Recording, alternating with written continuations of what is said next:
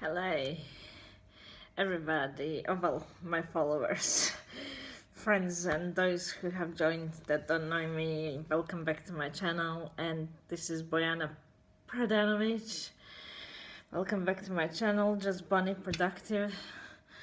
And I can tell you, this channel got its name because I am very productive. And my last name is Pradanovic, and productive is kind of like matching. So that's how I gave my channel this name, in case you were wondering. And so I will tell you, I live in Australia, in Western Australia, which is Perth, the most isolated city in the world. We have a lot of shops and we have a lot of lunch bars and cafes, and it's easy to live here. It's not like, oh my god, Alaska, where we have to kill animals for food and stuff. It's not like that.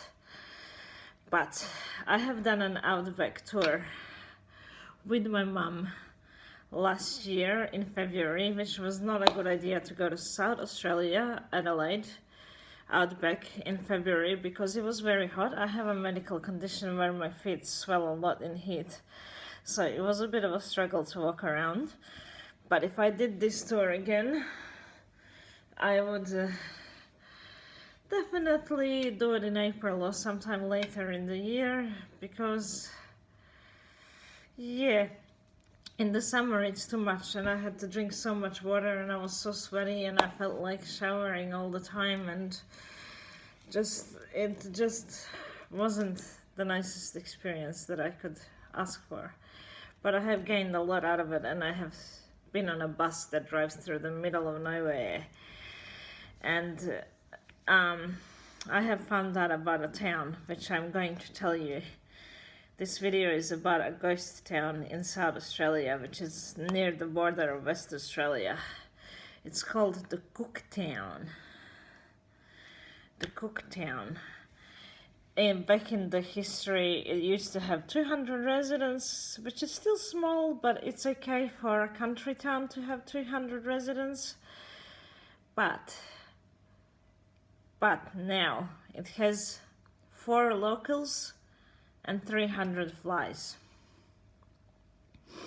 I'm not lying to be funny in a video. I'm really not. When you're in the South Australian outback, you have to do this all the time, especially in the summer. That's why I wish I have not done this tour in summer.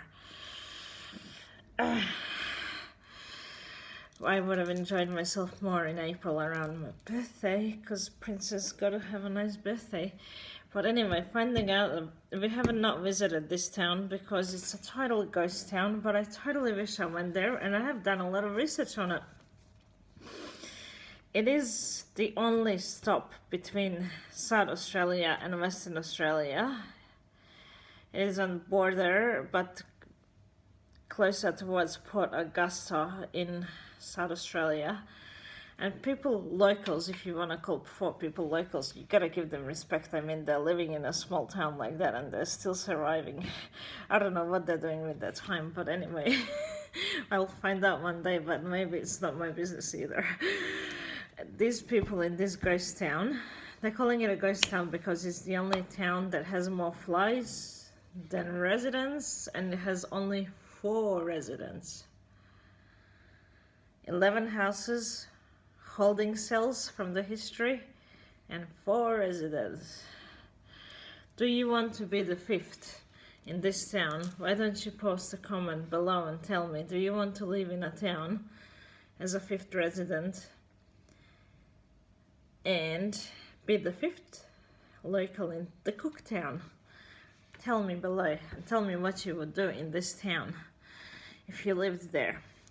I asked my mum if she would live there. She said, yes, well, it depends who the other locals are, because I don't want to live with rapists or criminals and stuff like that. And I was like, okay, she would live as a 5th person in the Cooktown. I don't think I could. I'm a bit of a city girl who enjoys shopping with her friends.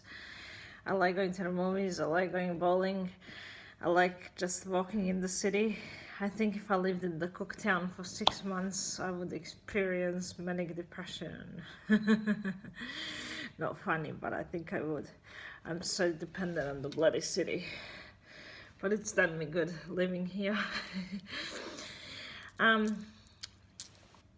The Cooktown is still there because it is a stopover accommodation for train drivers who drive the Perth to Sydney train and Sydney to Perth train, or Adelaide to Perth train. It is the only stopover for train drivers to stretch their legs and even stay overnight, and they have some overnight accommodation for train drivers. So this Cooktown has some use out of it, because a train road from Sydney to Perth or Perth to Sydney would be very long, and I suppose they need a bit of a break, and tourists who are on the train, they get their time as a break, and they get to explore a gift shop in the Cooktown, because there's nothing else to explore. And they buy teddy bears, which are haunted apparently, and they buy stuff from the ghost town so that they can go home and they can say, I have been in the ghost town, and there is only 4 residents there who take care of the train accommodation. And there used to be a hospital for Alzheimer's or something like that from the history, and the hospital had a swimming pool, and they have holding cells in which they used to hold criminals that were found in the town back in the history, way back in the 70s. And it used to have 200 residents until there was a big explosion and people abandoned their houses and moved elsewhere because it was too dangerous to live there. That's how it became an abandoned town. But it is the quietest town in Australia. So if you do travel in Australia, visit the Cooktown. Cooktown. Because you would think you would cook there, but what else would you do? There's nothing else to do. I would want to talk to the locals from the Cooktown. Apparently they don't adjust their watch because they go by both times from Perth and Adelaide time, because they're on the border somewhere, so they don't have to adjust their watch. I think if I was the 5th person in this Cooktown that has 4 locals, I would be the loudest person there. And if my boyfriend was there with me, or if my mom would be there with me, they would be telling me like, shut up, the rest of the locals are trying to sleep there and relax, and you're like the loudest in here, shut up. I think it would be totally fun if I could bring some kind of a party and positive energy into this ghost town. So even though I have done all of Central South Australia, all of the outback, and I have not been in the Cooktown, it is on my list. And